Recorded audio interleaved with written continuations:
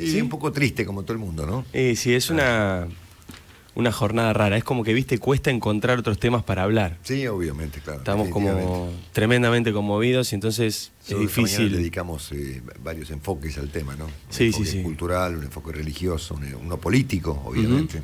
Sí, nosotros también vamos a intentar cubrir naturalmente lo más posible el tema, porque es muy difícil salirse de ahí, ¿viste? Estás pensando en los temas para hablar, a quién llamar y obvio hay cuestiones económicas, políticas acá en la Argentina, pero es tan impactante, es tan impresionante. Por alguna razón hay noticias que impactan de manera conmueven. Horizontal al mundo entero, ¿no? A todo el mundo. Es decir, todo el mundo entero, todo el globo terráqueo habla de lo mismo, ¿no? Por ahí es una noticia por ahí menos relevante que otras, finalmente es un incendio, ¿no? Sí, claro.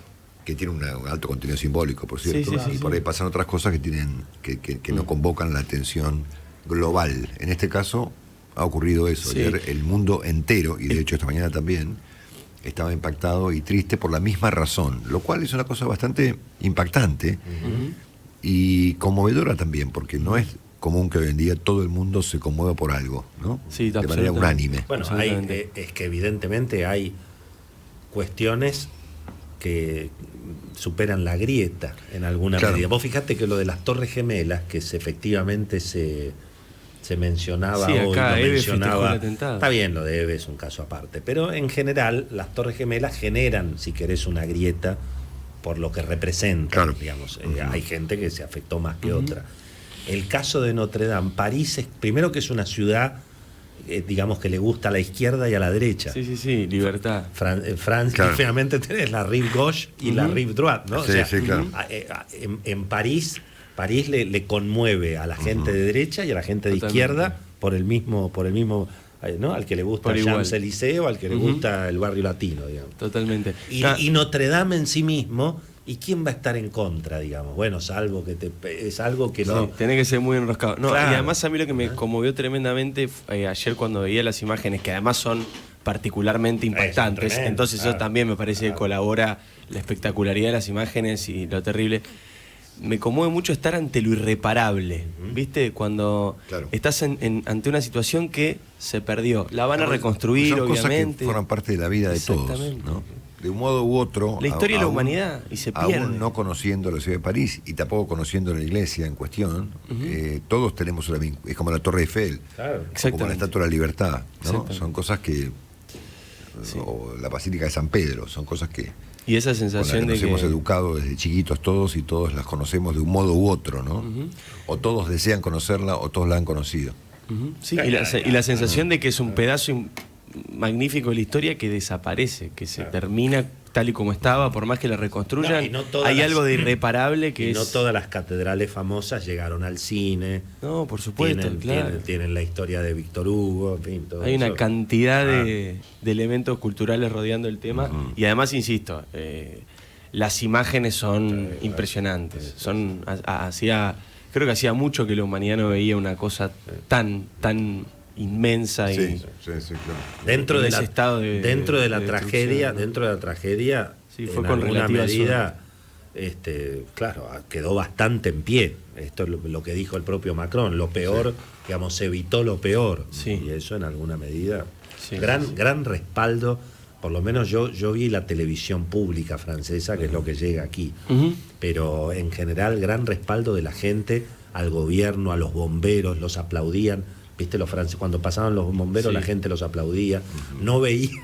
En general no veías periodistas pidiendo la cabeza que renuncie el jefe de gobierno de París. ¿Quién es el responsable? Es una mujer, ¿no? Sí, es una señora. Viste, no había en general la culpa es de Macron, ¿entendés? Los chalecos amarillos, no veías en la tele gente buscando culpables. No. Cosa que es muy argenta. Muy bueno, muy argenta. Es lo primero que hacemos, sobre todo nosotros los periodistas. Es más, desde acá. Nosotros los periodistas. Desde acá en la televisión argentina a la tarde se se de atentado. Y los franceses, no, muchachos.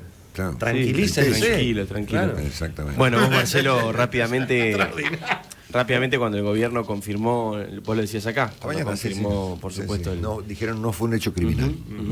Bueno, también importante la celeridad con la que actúan en estos casos, porque también el mundo está en una situación de peligro latente todo el tiempo con respecto a esto, ¿no? Entonces, y Europa en particular. Claro, hablábamos, y París en particular. Hablábamos recién con Carlos Perellana sobre la metáfora que significa esto, ¿no? Si es un epitafio europeo o puede ser un punto de inflexión en una Europa que está atravesada por unos conflictos horripilantes, ¿no? Sí. Y eso estará por verse, ¿no? Sí. Es buena bueno, Carlos es un... Sí, un capo, ¿no? Por supuesto. Capo total. Claro. Porque esto ocurre en un momento particular para Francia y para Europa, ¿no? Europa enfrenta... A ver, ayer se le quemó lo que todo el mundo entendió esta mañana, era un símbolo, ¿no? Un símbolo de la propia Europa. Y Europa enfrenta una disyuntiva dramática el 22 de mayo próximo, ¿no? 22 de mayo es el día, sí. De hecho, perdón, Macron tenía que dar un discurso. Particularmente las protestas en París, que son quemando autos, digamos. Sí. Quemando, digamos. Hemos visto demasiado fuego en París, ¿no? Y justamente Macron estaba justamente por dar un discurso, y lo tuvo que suspender producto de lo que estaba pasando. Un discurso vinculado a eso, ¿no? A una especie de plan de medidas de alivio para cierta parte de la población descontenta. Sí. Bueno, muy interesante lo que contó Perellana sobre la arquitectura de París y cómo este famoso arquitecto, que para mí se llama Haussmann, no sé cómo se pronuncia en francés, Haussmann, decía él. Sí, el boulevard, tiene el boulevard tiene famoso. Una avenida de las que sale del Arco del Triunfo, lleva el nombre de este famoso urbanista que rediseñó París. Como el tipo fue alcalde de París. Como el tipo le dio perspectiva a la iglesia, que se la ve de una manera monumental desde ciertos lugares de los alrededores. Yo contaba esta mañana con Willy nuestro encuentro enfrente, hace tantos años, ¿no? En un barcito ahí famoso. Exactamente. ¿Conocés? No fui. ¿No fuiste? No fui a la Bueno, eso últimamente ha sido un mal momento para conocer París, que es una ciudad deslumbrante, sobre todo la primera vez que vas, porque lo que te impresiona muchas cosas, ¿no? Te impresiona la simetría de la ciudad, es una ciudad completamente simétrica, ¿viste? Al menos en sus grandes avenidas y diagonales, está diseñada de una manera muy especial. Y en muchos lugares han estudiado evidentemente la altura de la ciudad, porque vos ves avenidas extraordinarias y gigantescas, donde no hay un centímetro de diferencia entre un edificio y el otro. Es una ciudad que tiene muy estudiada la cartelería urbana, es decir, nada te invade, ¿no? Como en Buenos Aires o por ahí en Londres o en Nueva York, en donde los carteles te vienen encima. Acá los tipos han estudiado hasta cómo debe ser un kiosco, ¿no? Además, una de las pocas grandes capitales europeas que nunca fue bombardeada. Por lo tanto, París está impecable. Claro. Después tenés, obviamente, el hecho de que esta iglesia está en una isla, en una pequeña isla en el río, que atraviesa la ciudad y que compone, digamos, el centro de París es el río, ¿no? A diferencia de otras ciudades como Buenos Aires, que tiene el río, digamos, como ignorado. En París todo el tiempo vas de un lado al otro y divide la ciudad del río, digamos, ¿no? Y claro, evidentemente este hombre le dio rediseñando la zona, le dio una perspectiva a la iglesia que es monumental. Cualquier barcito de los alrededores, donde vos te sentás en la vereda, tenés una perspectiva urbanística monumental, ¿no? Y de hecho detrás de la catedral hay una islita muy alucinante donde vivía Piazzolla, ¿no? Famosa. La isla de San Luis, ¿no? Que son dos islas que están como conectadas una con la otra. La isla de la Cité, que es donde está Notre Dame, y donde fue fundada París, ¿no? París era una aldea alrededor de esa isla de la Cité, que es donde está justamente Notre Dame. Atrás está la isla San Luis, donde nos encontramos con Marcelo en el año 1998, ahí en el Mundial de Francia. Haciendo planes, exactamente. Mirá, qué peligro. Haciendo planes que nos comimos una sopita de cebolla en un cafecito que está justamente mirando. Haciendo planes que se han realizado. Se han realizado. Todos, casi todos. A pesar de todo. ¿Qué planeaban, Marcelo? Esto. Pero hubieran soñado en grande. Nosotros tenemos planes. La nuestra. Viste que se habla tanto de los proyectos de país, los proyectos de ciudad, los proyectos. Bueno, nuestro proyecto se consumó, efectivamente. ¿Ya pensaban en trabajar juntos? Sí, obviamente. Y decir los bares han signado nuestra relación con Willy. Los bares. Hay dos grandes bares. Dos bares. Claro. Dos bares, uno en París y otro en la Ruta 2.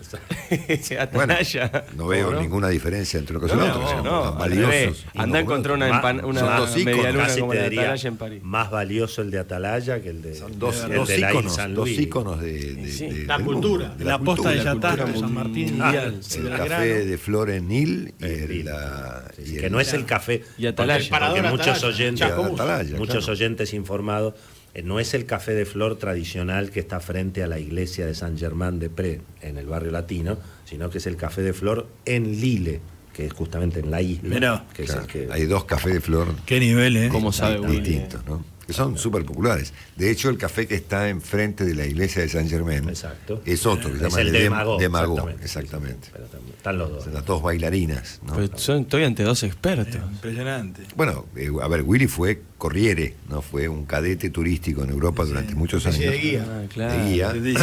Y yo soy un clásico turista, digamos. Sí. Yo lo llevaba a Marcelo. ¿Sabes con quién conocí? Con el paragüita lo llevaba. ¿Sabes con quién conocí París? Que fue un privilegio para mí porque él había sido corresponsal de La Nación durante años en París, con Germán Sopeña. Mirá vos. Mi primer viaje a París fue con Germán Sopeña. Y Germán había vivido años en París como corresponsal de La Nación. Por tanto, era como un vecino. Guía de lujo. Guía de lujo, claro. Yo conocí París y particularmente la noche parisina de la mano del entonces el Lido. de la mano del entonces vocero de la mano del entonces vocero de la embajada argentina en París, que era el querido Jorge Tellerman.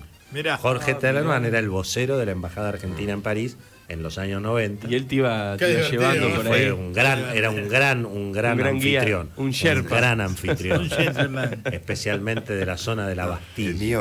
Evidentemente el mío fue mucho más serio, ¿no? El mío fue mucho más serio. Germán era un tipo, él sabe que gran periodista argentino, falleció en un accidente aéreo. ¿Cómo? Jorge Tellerman fue jefe de gobierno porteño, Marcelo. Estamos hablando. Sí, bueno, pero tomame que Germán Sopeña era súper serio. Sí. No lo podían sacar del Lido a Willy.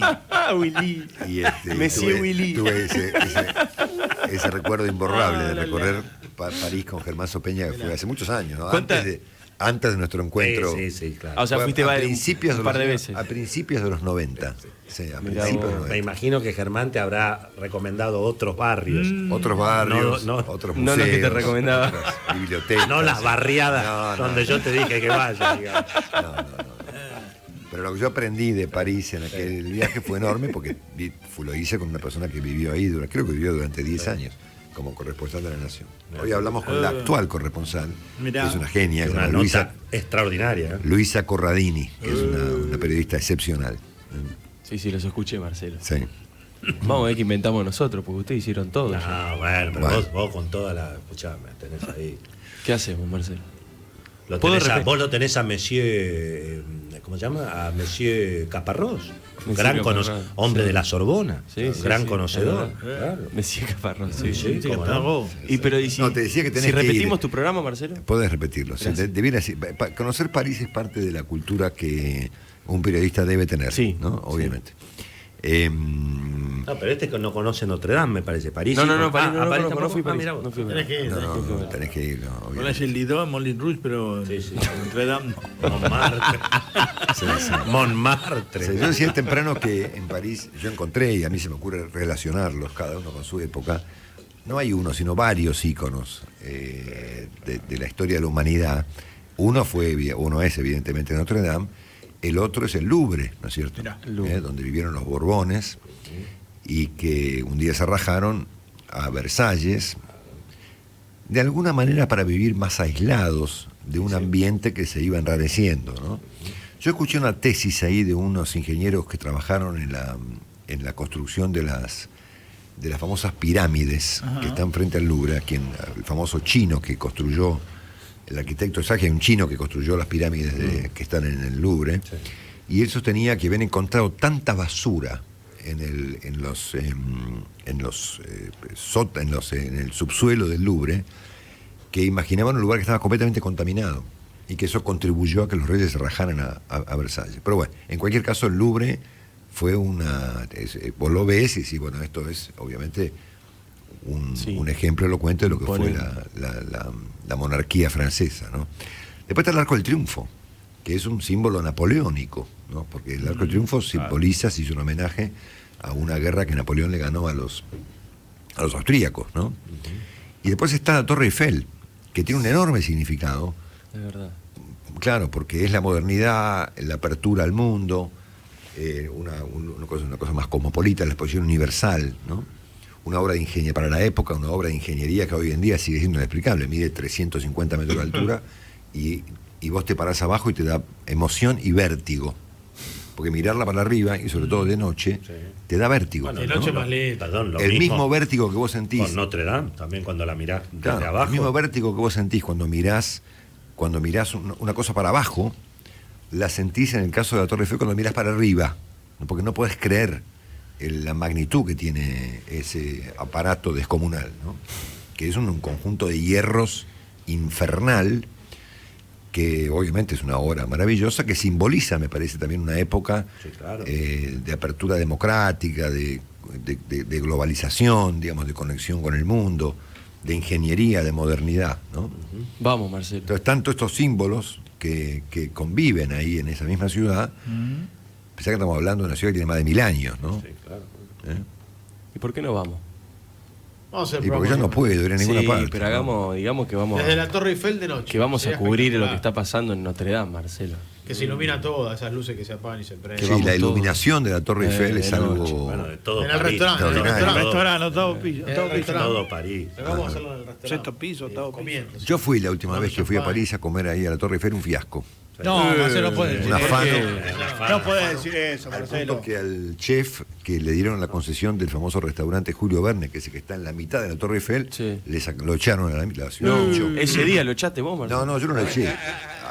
Yo no había comido nunca en el famoso lugar de un tipo llamado Alain Ducasse, ¿no? Mirá. Que es uno de los chefs más famosos de Francia, que tiene unos restaurantes carísimos en varios lugares del mundo, incluyendo en París.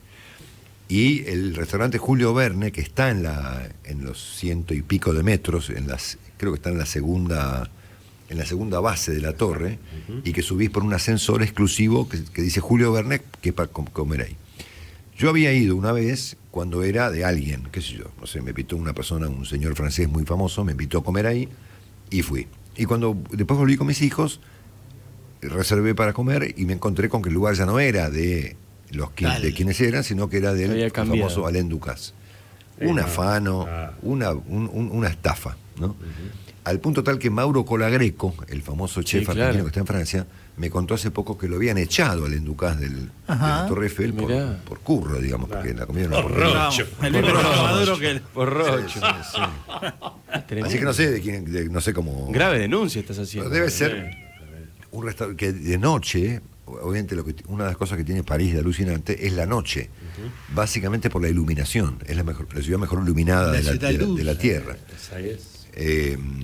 Y por lo tanto la vista nocturna desde el restaurante Julio Verne o aún de cualquier punto de la Torre Eiffel se puede subir de noche, es increíble, es completamente increíble por la iluminación. La iluminación es una cosa asombrosa, ¿no? Aquí tenemos a Jean-Pierre. Jean-Pierre se la mastica. Que Sí, Es un uso conocedor. Yo le tiene unos recuerdos de París tremendos.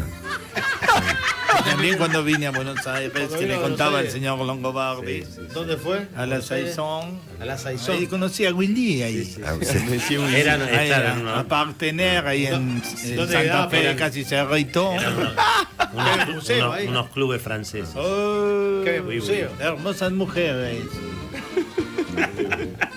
Oui, oui, monsieur. Qué grande acá, el señor. Para tener la Saison. ¿Qué es lo que más recuerda de París? Sí quería recordar. El El Molin Rouge. Sí, sí. Qué lindo. Yo conocí el Crazy Horse. Ah, ¿cómo no? Sí, En el Crazy Boulevard Horse. Clichy. No, en el Boulevard Georges Senk. Sí. No, pero el Moulin Rouge. Ah, no, ese ahí. El Molino Rojo. Pero el Crazy Horse se volvió un espectáculo presentable, digamos. ¿No fuiste al Moulin Rouge, Marcelo? No fui, no. Yo fui. Qué aburrido. ¿Y? Yo fui. Me asusté en un momento del show porque apareció un tigre, un puma, no sé qué. Dije, acá terminamos todo el día. Era parte del show. Yo, un ignorante absoluto. Yo quería ir a ver qué era eso. Había cada gatazo ahí. El velador. Tanto puma. Tigre de Bengala. Y es espectacular el show. Espectacular, sí, muy bueno. Crazy Horse hay una... están todos los nombres en la entrada de las personas famosas que... ¿Cómo se llama? Que han visitado. Hay dos argentinos. Como en el Corralón, ¿no? Marcelo. Carlos Monzón y Guillermo Vila, están sus nombres en la página. Mirá. Acá en el Corralón. Y les conté una vez. Acá en el Corralón estamos todos. Les conté una vez. A ver. Atención. Y la foto de Maradona, es lo mismo. Les enfants. No sé si se puede contar esto o no se puede contar esto. Sí, ¿Qué pasó? Conté una vez lo de Messier Miguel, lo conté acá, ¿no? No. Se puede contar de vuelta. ¿Te acordás? Acá creo que no. Messi Miguel no. Lo Un cuento, saludo a ¿no? Messi Miguel, que viene por la ruta Sí, escuchándonos. por supuesto. ¿Se puede contar una historia de alguien que murió hace muchos años? Sí. Por supuesto. Aprobado. ¿Estoy eximido? Sí, aprobado. por supuesto. Bueno, yo estaba con un amigo, con Daniel Haddad Sí. Mirá. y qué Germán, dupla. y Germán Sopeña, esperando a una gente que nos había invitado al George, ¿cómo se llama? Al Crazy Horse. Al Crazy Horse. Mirá vos. Que es un espectáculo alucinante porque hay magos y payasos rusos, una cosa completamente Maestro. extraordinaria. Entonces llegamos antes, los tres, ¿no? Que nuestros anfitriones franceses, ¿no? Daniel no quería entrar, ¿no? Sí, estábamos los tres ahí esperando a un señor francés con un grupo de gente que nos había invitado a, ¿cómo se llama? Un personaje muy importante en la historia política de Francia, no importa su nombre. Total que, mientras como habíamos llegado 20 minutos antes, nos pusimos a caminar por la cuadra, ¿no? Mirá. Y enfrente del famoso Crazy Horse, que tiene una puertita chiquitita y vos creo que bajás para un subsuelo, hay un hotel descomunal que se llama Georges V, que lleva el nombre de la avenida que sale de los Champs-Élysées hacia el río. Y es un hotel, debe ser el hotel más caro del mundo, probablemente. Es uno de los más caros. Una cosa colosal, ¿no? Que de hecho es un hotel Four Seasons hoy en día, que yo no tengo idea cuánto puede costar una habitación, y puede costar mucha plata, y desde el punto de vista arquitectónico es un edificio Art Deco absolutamente impresionante. En una avenida de esas simétricas, viste que yo describo, que hay varias avenidas muy simétricas y muy bien hechas que tiene París. Entonces vamos a charlar con el conserje del hotel, ¿no? Y el tipo nos pregunta quiénes éramos y qué hacíamos ahí, le contábamos que éramos argentinos y que estábamos esperando a un señor para ir a una gente, para ir a... Ah, me dice acá, el tipo dice, acá viene siempre un argentino. Ah, no me diga. Sí, viene mucho y de hecho vive acá en el hotel durante un largo tiempo. Digamos, pasa acá muchos días de su... Wow, la flauta. Nosotros somos periodistas tentados. Claro, ¿quién? Le preguntamos quién era. ¿Quién ¿cierto? era? Y el conserje del hotel nos dice, Monsieur Miguel. Claro, decimos Miguel cuánto. O sea, Miguel Pérez, Miguel Gómez, Miguel Fernández. No, dice el tipo. Monsieur Miguel. Monsieur Miguel. Uy, yo me voy a meter en un lío con esto. Ya que no lo puedo parar el cuento, ¿no? No, ya está. Ya lo contaste. Ya está. No lo conté. No, ¿cómo Ya no? está. Monsieur Miguel. Monsieur Miguel. ¿Quién demonio de Monsieur Miguel? ¿Quién Y la es? discusión sobre la cuestión de si Miguel era el nombre del tipo llevó como 15 minutos. Y de Puede hecho ser el tengo apellido. testigos, porque el señor Haddad estaba ahí de testigo Sí. de esta conversación. Decí que es un amigo de Fierro y ya está. Y la gente se da cuenta. Era Lorenzo Miguel. Mirá. No, Sí. claro. Un grande. ¿Y qué Era quiere el señor Miguel. ¿Qué quiere que vaya al El albergue? señor- ¿Qué quiere que vaya al albergue Era de el la señor Miguel. juventud? No, tardamos en dilucidar que el conserje en cuestión, que él puede dar fe, él estaba ahí. supuesto. Exactamente. Y Barrio Nuevo tenía el buffet ahí. Se refería al gran Lorenzo Miguel, Vamos, Luis. Es el el desazón. capo de la UOM, ¿no es cierto? Sí. Yo he pasado por la puerta, obviamente, de ese lugar muchas veces posteriormente y siempre he recordado la historia de Messier. Un grande. De Messier Miguel, exactamente. Monsieur Miguel, muy bueno. Grande Lorenzo, Fantástico. Es pesado. Gran historia. Bueno, es el hotel donde se alojan los presidentes en general. Claro, obviamente. Jefes de Estado se alojan allí. Sí, claro. Gran de la historia. UOM. Marcelo. Excelente. Buah. Bueno, ¿vamos a París? Merci beaucoup. Inventemos algo y vamos. No sé, pero a mí me importa, no me deja ni a la esquina, pero no. Nosotros vamos al Pa de Calais, que es lindo hotelito. Lindo ahí en el barrio latino. Ahí. Bueno, un lindo recuerdo. Bueno, te dejamos con Muy este buena lindo. historia, Marcelo. Uy, qué tarde se hizo, Dios Hasta mío. mañana. Por no te- Chao.